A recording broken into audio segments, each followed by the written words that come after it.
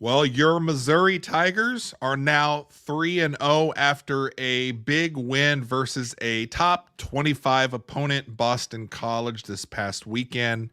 And you would think that with a win over a top 25 school that you would at least stay the same or get ranked a little bit higher, but no, that is not the case for your Missouri Tigers because nationally nobody cares about this team. We actually fall a spot and swap with Tennessee, who played, I don't even know who they played, but they put up What? like 65 or 70 points. But, anyways, we are here to talk a little bit about Mizzou football going into the SEC play against Vanderbilt. We're going to talk a little bit about Boston College, but we have our special guest again back, Mr. Greg Eisenhower.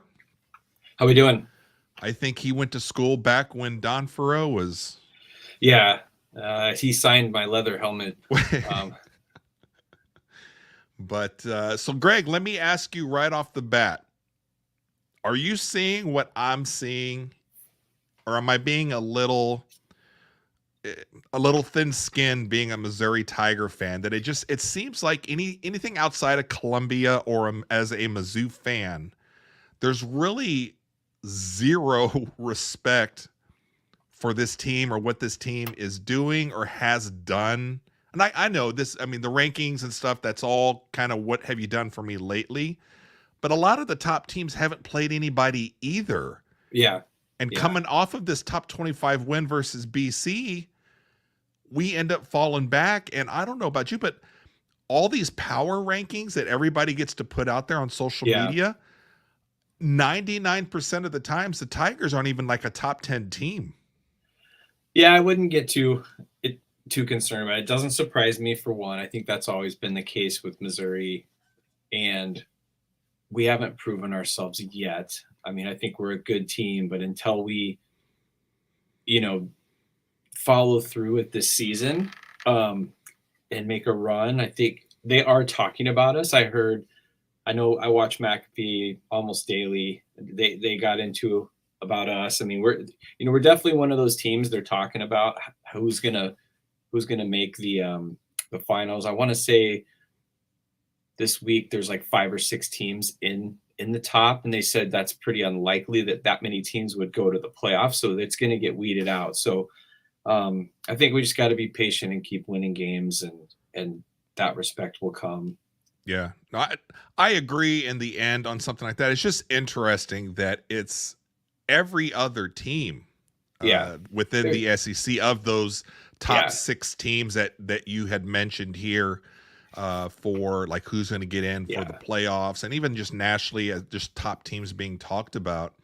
It just seems like they really don't want to give Missouri any kind of credit, although they will say they might be a good team, but we're going Yeah. to have to Yeah. see down the Correct. road. And I actually, I'm fine with that. I think this is something that Drinkwitz would prefer, so Yeah. that the guys don't get kind of a big head Yeah. early on, and Rat it gives poison. them things to talk about each week in a sense that, hey, we got to go prove ourselves every single week. Yeah. Correct. I mean, we're just not the sexy team, right? Again, we're just gonna have to prove ourselves because we've never really done well against the big guys. Yeah. We had Georgia against the ropes but lost. We've never beat Alabama. Just stuff like that. So I think there's going to be we're just not in that top tier yet. I mean, we could be, but to your point, we just got to see how this plays out. I'm surprised we dropped with a pretty good win against like a ranked team that's Right. considered a respected program. They're talking about Boston College being at the top of the ACC now, and maybe going that headed that way. So that is surprising that we dropped. But again, it's we're just not the sexy But team that they want to talk literally about. zero credit for beating a top 25 team. Yeah, And even exactly. Yeah, afterwards, people are like, well, you guys struggled against BC. BC is really not that good. And it's like, but they were top yeah, 25 yeah. at the time that we played Correct. them. Yeah, no, it wasn't to me. It wasn't a struggle. I think we just knew it was going to be a good game. We talked about it before the game that it was going to be a closer game. I think it ended up being near the spread. But even wasn't it closer than the spread? I can't remember what the spread was, but I thought it was. I Yeah, I mean, was it ended thinking up it was being, what was the spread, like 15, and I think we ended up, what was it, like 10, or was it even 27, close? 21. Yeah. So by So I mean, it 6. was, yeah. That's when we talked. That's kind of what we talked about. I think we both thought it was going to be in that kind of one scorish kind of thing. So it didn't surprise. I mean, again, I don't. I felt like we played well. It wasn't like we didn't have it. That we, I thought we played pretty good, and they're a good team. That, Were like you you able to said. watch most of the game wherever you Yeah, were at? yeah, yeah. We watched a good portion of it. Like I said, I just they're a good team, and that's kind of what I expected. I mean, whereas everybody else is playing, like you said, I mean, everybody else is playing cake teams. And we'll Which we are see. too, but I Yeah, mean, yeah. But at least they're a reputable. That's a reputable program with a really good coach now. That's on his way up, and it's all they kept talking about during the game was like right. how they're going to be good. So yeah, we gotta you know just keep playing. I mean, we're just not. When you think about the other, I mean, now that you've got Texas and Oklahoma, I mean, just the attention that Texas is going to get, Oklahoma's going to get, Georgia, Alabama, Tennessee now is crushing it. I mean, Ole Miss kind of like that team too this year that's supposed to make a deep run. It's going to be very hard for us to, stay with those teams and move up with them. Right. Well, I mean, as far as like the rankings go and everything, a lot of that's going to get worked out Yeah. starting this week Yep. with was it Tennessee and Oklahoma? That's going to be Yep. a fantastic game. I think that's in Norman. Yep.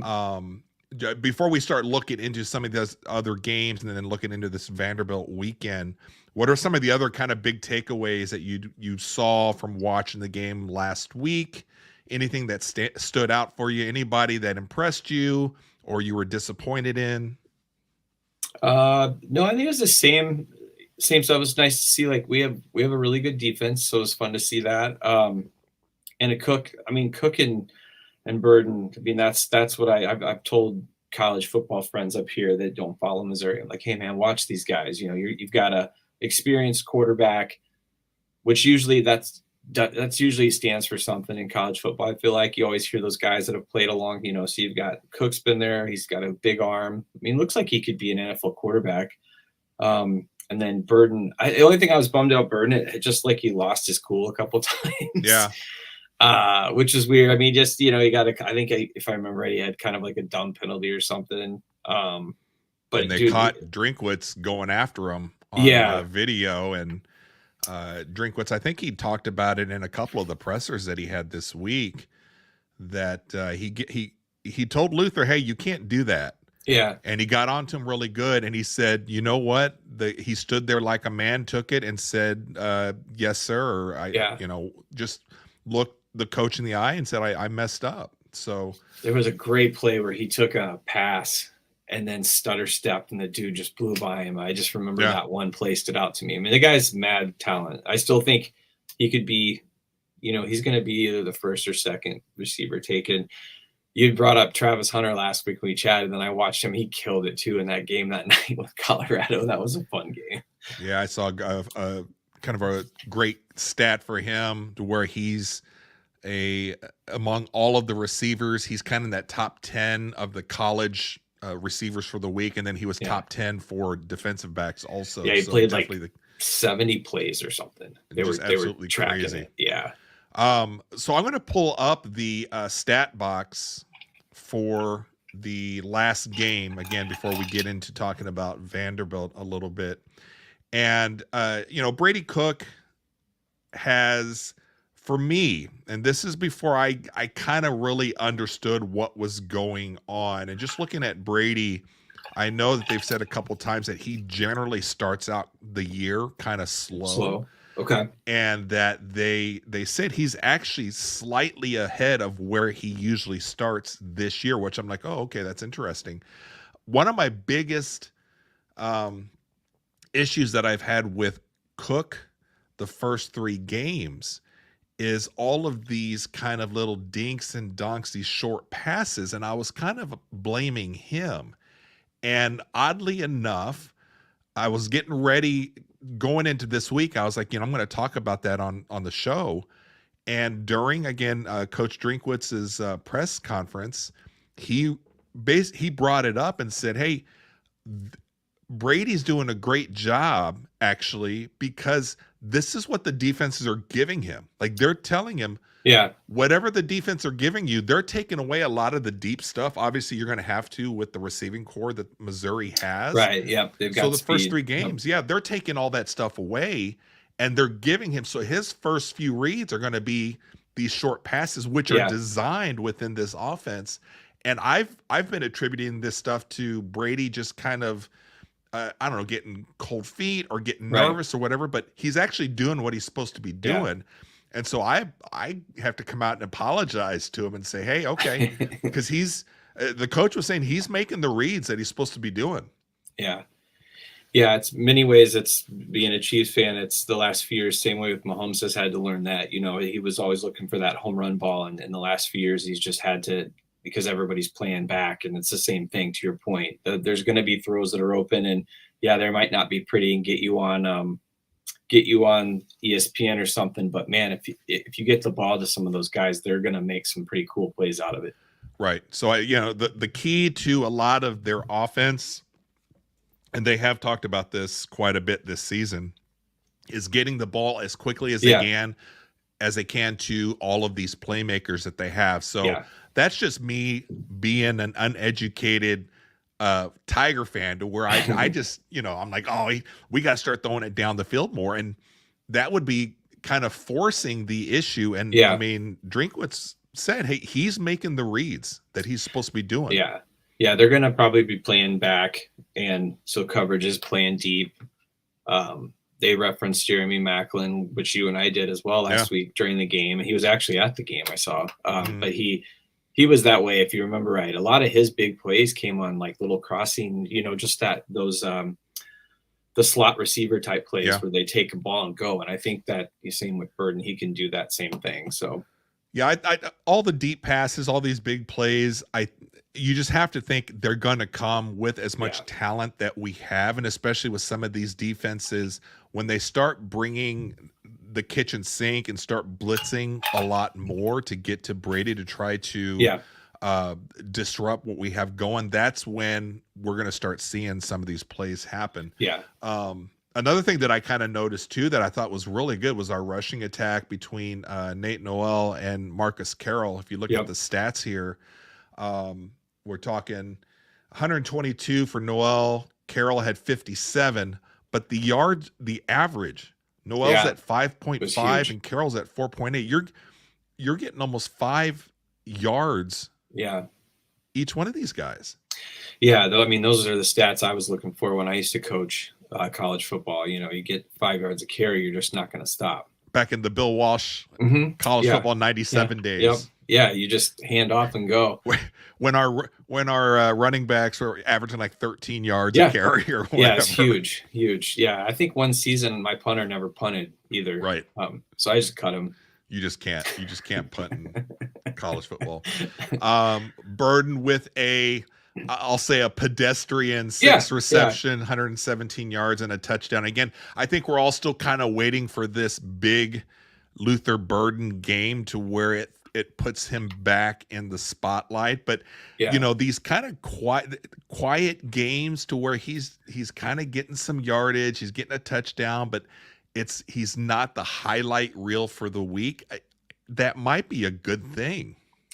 Yeah, and if he's drawing coverage, he's drawing double coverage. So these other guys are going to get open, and it wasn't surprising that one. I kind of expected that one to be somewhat of a frustrating, slow moving, like you said, not big stat driven game.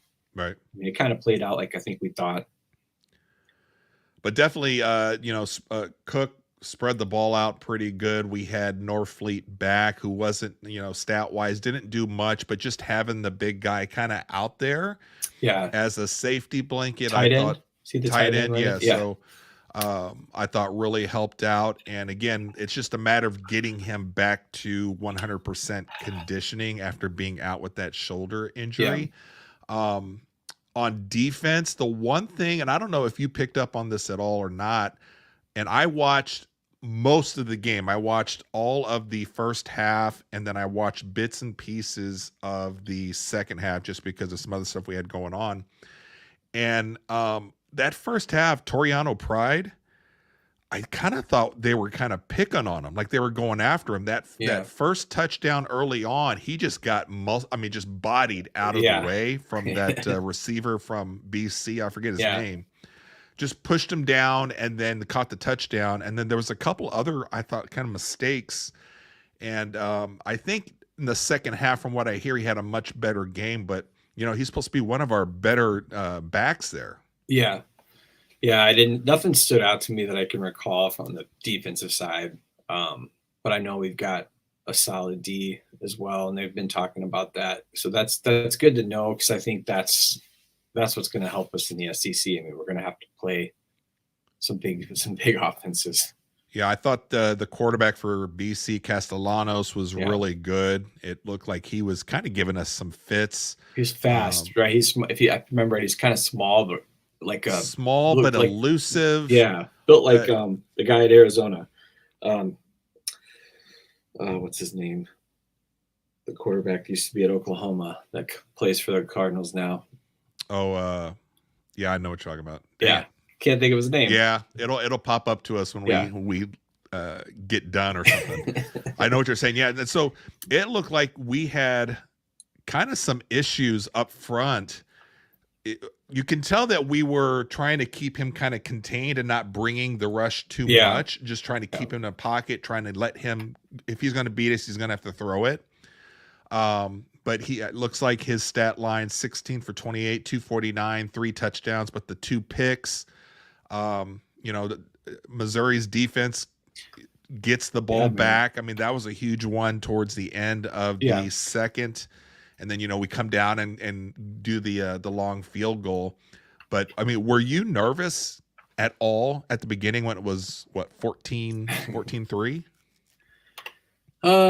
14 yeah, a little bit. Like no, it wasn't too worried. I felt like once we started rolling, I mean, it felt confident, but it was just close. I think I got nervous towards the end when it was like, oh man, we need to put this game away. And I think they had a stop or something.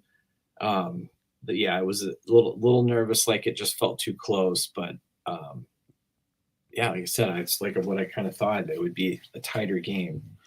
Yeah, my coming out of this game here and looking back on it, for me, my MVP for the Tigers is actually Blake Craig, the kicker. He had 4 field goals, a 38, a 56. That was the one right before half. Yeah. That was a hell of a boot. And then in the fourth, he had the 31. I mean, that's the game to where he won it for us. Yeah. And this was huge because the prior game against Buffalo? Yeah, he had missed a couple field goals. Okay. And it's one of those things to where you have a new kicker, he's a young kid, and once they get something in their head as a kicker, if they can't get right back out there to get something positive going, that could just eat on them. Yeah. And so I thought him going 4 for 4, getting 4 really good size or good field goals, and that one to end at the first half for the 56 yards. I thought he had a great game, a great bounce back from the game before. So I kind of give him the MVP of that game. Yeah, that tells the story right there that, I mean, we could have scored a lot of points, right? I mean, if we turned 1 or 2 of those into touchdowns, I mean, it's a different game. So I think that's proof that, they found a way to slow us down a little bit. But, I'd look at this game, to be honest with you, I was feeling, even after the game, and I know we didn't play up to a certain expectation that we're all thinking this team can play up to. And I think that's actually a good thing because bottom line, we still won the game. Mm-hmm. And we're nowhere near where we expect to be. Not so much that there's this question mark on how good this team can be, because I think at least internally, Drinkwitz and a lot of us that have been following this team, we kind of know this team is really good. But again, we have to be tested this season, and that's going to come here pretty soon. Yep. But to play a game like this, to where you go down 14-3, things just aren't kind of clicking and rolling. You're having some issues early on.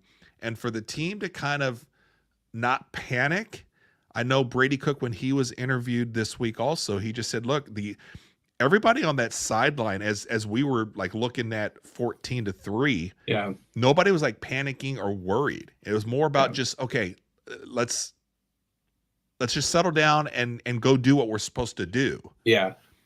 That's a great sign of a good team. I mean, for sure. And which again, probably with some experience on the sideline and stuff. So yeah, that's good to see. That'll come in. That'll help them later in the season. Yeah, when they're playing Texas A&M down there, when we're playing Oklahoma or Alabama, and we're down a touchdown or two. Not to say that those teams are at BC's level or anything like that, but it's just one of those things to where they're learning from adversity. They're learning that they can find ways to win games when they're not firing on all cylinders. Again, issues with penalties. You have Burden taking his that you had mentioned early on here. But I mean, in the end, I thought this was a really good game for the Tigers because this is exactly what Drinkwitz would want. Yeah. In terms of nationally, they're being kind of disrespected. I think he loves that. And then he has a bunch of things that can be corrected. Yeah. You know what I'm saying? That just listening to him, he's identified a handful of things, and this is all stuff that can be fixed and corrected, and they're still winning. Yeah. Yeah, for sure. So we are heading into the fourth week. So this one here, Vanderbilt, which is usually, I mean, a lot of people say, oh, Vandy, kind of the doormat of the SEC. They're all, all the smart kids, all that, all that stuff with Vanderbilt. And we've had some iffy games against them, aside from the one a few years ago in, I think it was 2020, but a lot of games to where it's just like same old Tigers. Yeah, this one will make my heart rate come up a little bit. Vandy makes me nervous, and just the sense of, like you said, there's some history of us going in there and losing to them. Again, we talked about this last week. We got to beat all these teams that we should beat. Right. If to be a good team, right? Right. We shouldn't have any questions. I mean, we might struggle, but we got to win these games and get down to where we lose a couple games, one or two games, and it's against some of those really good teams. So we got to win this game, but it makes me nervous. Well, they're lucky they get it back at Faroe again. So that's 4 games at home. Jeez, yeah. Quarterback for Vandy, another very athletic, run-oriented quarterback. I believe his name is Pavia, and similar kind of to last week's Castellanos. I think they're saying Pavia is more of just a little bit more physical, as opposed to Castellanos more of a shiftier kind of a runner or something. But one to where the defensive scheme I think is going to have to be somewhat similar in keeping him contained, and not letting him get outside of the pocket, or else, they could be in trouble. But, you got to think that they identified what worked last week, and they're going to apply it to this new week. And they have footage now of Pavia in the last couple games too. I got a name for you. Kyler Murray. Kyler Murray, that was it. Yeah. We can edit that in. It'll be an interesting game, but playing at home, hopefully we can just get ahead and run them out of town. I think, and it's going to be a warm one too. Another hot game at Faroe. It's like Oklahoma game is supposed to be 99 degrees or something. Yeah, and it's one of those things to where when you travel for games like that for these other teams, and I know the Oklahoma one is going to be a home one. Yeah. But, is that where maybe the other team, their air conditioning or something breaks in the locker room and the water's just a little kind of warm and not enough, and so that'll be interesting. But so another kind of a hot game this weekend. I think it's a 3:15, 3:30 kickoff on Saturday, And Missouri, I believe, do you know that the spread on that game is? No, I didn't see. I might take a peek here really quick. I thought the last time I saw it was about 20 plus for Mizzou, which on something like that, I mean, I don't know if I would take that many points. 20-point favorite. Yeah, that Yeah. seems like a lot, but I mean, maybe not. But everybody, as far as injury, I know with the new SEC reporting, today I haven't heard anything as far as any of the top players or any of the first or second line being kind of out, to my knowledge. So they should be coming in fairly healthy. Yeah. Who's their coach now? I'm trying to see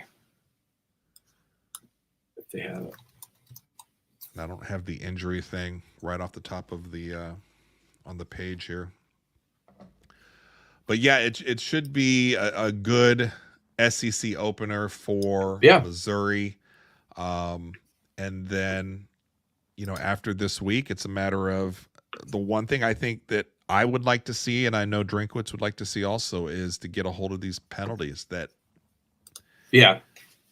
I don't know if there's not necessarily the same kind of penalties every week, but just a little to where we're just shooting ourselves in the foot. Yeah, that stood out last week. You're right. I remember feeling that way during the game, we played real sloppy and a lot of mistakes. Again, we could have had a lot more points, I think. Was there a 2nd and 59 or something at one point? Yeah, you're right. Yeah, it was because there was multiple like unsportsmanlike and stuff. I mean, yeah, we just played a little out of our character, I think, a little bit. I don't know what caused that last week, but that's something definitely that's gonna have to get worked on. Yeah. And fixed before we head into some of the bigger games, because I mean, you start playing and you're giving up first downs and you're giving up 15-yard penalties and stuff like that to Oklahoma, Alabama, and I just, from what I've seen in some of the games, to where teams like Oklahoma, Alabama, Texas A&M will probably be ranked by the time we get there. Yeah, I think that's what next week maybe. All of those teams, Missouri, I'm almost wondering if Missouri is going to be favored now. Yeah, Texas A&M is the very next game after Vanderbilt. That's the October 5th game. Okay. But all of those teams have kind of struggled. I mean, Texas A&M took that bad loss against Notre Dame. Yeah. Oklahoma almost lost a couple weeks ago. Alabama almost lost before they scored like 30 points in 2 minutes. It's going to be tough. All those are going to be tough matchups for sure as we start running through. And definitely no excuse, I don't think, this year with any of those teams to where you're like, well, it's Georgia or Alabama of the old. This year, I mean, even Georgia. Yeah, still good. Still good, but not untouchable. Yeah. They might But be when they get that's true. When it gets time. That's what I'm thinking. Yeah, I mean, you got to change that mindset. I mean, that's, for me, it's like we just have to get to where we'll get respect when we're the teams winning those games. And like you said, you're not like, oh, we had a great year, but who cares? We didn't beat Georgia out. We got to start when you're in this conference. I mean, it's tough. Right. I mean, being relevant is I think makes me happy. And hopefully we can keep that up. But yeah, you got to start winning some of these games. And now, like you said, you've just added 2 really good teams that we're very familiar with. Right.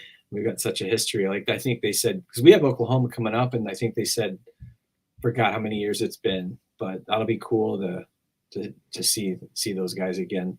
Oh, back at Faroe. I mean, that'll be a fantastic game to go to. And especially, I mean, not to look too far out, but let's just go ahead and do it. That's right after the Alabama game. And if they go down and beat Alabama, that next home game after the bye week, that may be the biggest home game since I've been following them. Yeah.